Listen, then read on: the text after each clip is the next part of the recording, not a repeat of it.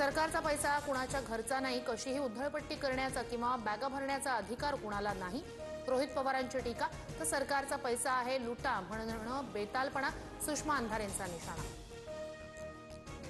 माजी आमदार बाबाजानी दुर्राणी काँग्रेसच्या वाटेवर. 7 तारखेला बाबाजानी दुर्राणी काँग्रेसमध्ये प्रवेश करण्याच्या चर्चा. नंदुरबारमधील भाजप आणि शिंदेंच्या शिवसेनेतील वाद पुन्हा समोर.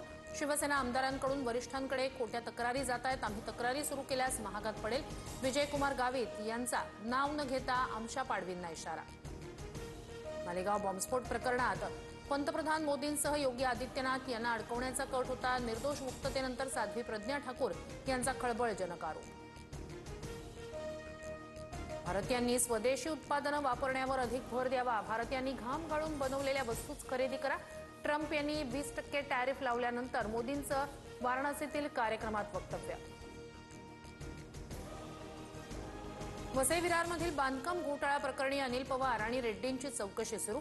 बांधकाम परवानग्या देण्यासाठी प्रति चौरस फुटामागे अनिल पवारांनी 25 रुपये दर ठरवल्याचं तपासातून समोर. डीपीसीच्या निधीवर आता वॉच राहणार.